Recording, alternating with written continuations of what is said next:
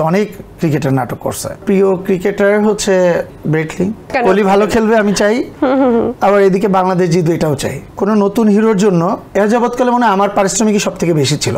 Film দেখেছি, ভালো মন্দ ফিল্ম বিচার করেছি, কিন্তু শুটিংয়ে কখন হবে, কয়দিন আগে যাইতে হবে, এগুলো আমি কিছুই জানি না। 30 থেকে 35 লক্ষ টাকা শুধু আমার পিছনে মনে হচ্ছেন দীপজল চাচু খরচ করেছে। আমার মুভির জন্য আমাকে মার্কেটিং করতে 1.5 লক্ষ টাকা দিয়েছে।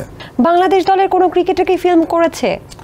না, ফিল্ম করে নাই, আমি কথার কথা বলছি। নাটক তো করছে, অনেক ক্রিকেটার নাটক করছে, টিভিসি তো করতেছেই, বিভিন্ন জায়গা থেকে। মানে আমার কথা হচ্ছে তোমার প্রফেশনকে তোমার ফোকাস দিতে হবে। প্রফেশনের বাইরে যদি অন্য কোথাও থেকে তোমার প্রফেশনের থেকেও বেশি টাকা চলে আসে, তাহলে তো তুমি দৌড়াবো ওই সাইডগুলোতে। একদমই একদমই বুঝতে পেরেছি। আপনার প্রিয় খেলোয়াড় কি, ক্রিকেট খেলোয়াড়? আমার প্রিয় ক্রিকেটার হচ্ছে ব্রেটলি। আচ্ছা, বাহ, চমৎকার। আর একটু কঠিন প্রশ্ন করি। ধরেন বাংলাদেশ এবং ইন্ডিয়া খেলা হচ্ছে, ফাইনাল ম্যাচ, আপনি কাকে সাপোর্ট করবেন? আমি ওই সাইডে কোহলিকে সাপোর্ট করব। না না, কোন দলকে সাপোর্ট করবেন? দলের কথা বলছি। আর এই সাইডে বাংলাদেশকে সাপোর্ট করব। এই যে আপনি কিন্তু মাঝখানে। কোহলি ভালো খেলবে আমি চাই, আবার এদিকে বাংলাদেশ জিতবে এটাও চাই। বিরাট কোহলি আপনার ফেভারিট প্লেয়ার ইন্ডিয়ার? ওকে ওকে। আচ্ছা, আপনি যখন সিনেমা করলেন, প্রথম সিনেমায় আপনার পারিশ্রমিক কত ছিল? আমার ধারণা এটা কোনো নতুন হিরোর জন্য প্রথম ছবিতে আমার এর যাবৎকালে মনে হয় আমার পারিশ্রমিকই সব থেকে বেশি ছিল। বিকজ সর্বপ্রথম হচ্ছে আমাকে মনে হচ্ছে দীপজল সাহেব 1 বছর গ্রুমিং করিয়েছেন।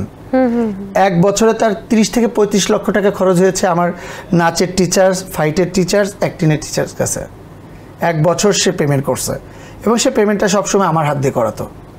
আমাকে যখন ফুলবাড়িয়ে রাখলো 1 বছর, যে তোকে দিয়ে একটা ছবি বানাবো, তুই অবশ্যই একটা ছবি কর, আমার ইচ্ছার বিরুদ্ধেই গেলাম। গ্রুমিং স্টার্ট হলো, মনে করলাম এই বুঝি শুটিং শুরু হচ্ছে। এই বিষয়ে আমার ধারণাটা খুবই কম ছিল।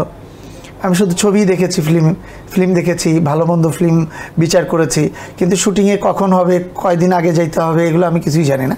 আমাকে যে আজকে নিচে হয়তো কালকে পরশু থেকে শুটিং শুরু হবে। আমার 1 দিন যায়, 2 দিন যায়, 2টা ঈদও পার হয়ে গেল, 1টা বছর শেষ হয়ে গেল। তা আমার 30 থেকে 35 লক্ষ টাকা শুধু আমার পিছনে মনে হচ্ছেন দীপজল চাচু খরচ করেছে আপনাকে গ্রুমিং করার জন্য। এরপরে সে আমাকে আমার মুভির জন্য আমাকে মার্কেটিং করতে 1.5 লক্ষ টাকা দিয়েছে, যে তুই তোর পছন্দ মতো তোর মতো করে ড্রেস কর। কিন্তু আমার ড্রেসম্যান এই আজকে আপনাদের এখানে আসার পরে আমার যিনি দিয়েছেন মাইনুল ভাই, উনি আমাকে প্রথম মেকআপ দিয়েছেন এবং ওনারাই আমাকে গ্রুমিং করিয়েছেন। ড্রেসম্যান যিনি ছিলেন, ড্রেসম্যান তো ড্রেসম্যানের মতো করে আমার মতো করে ড্রেস, সব প্রতিটা সিকোয়েন্সের ড্রেস কিনে নিয়ে আসছে।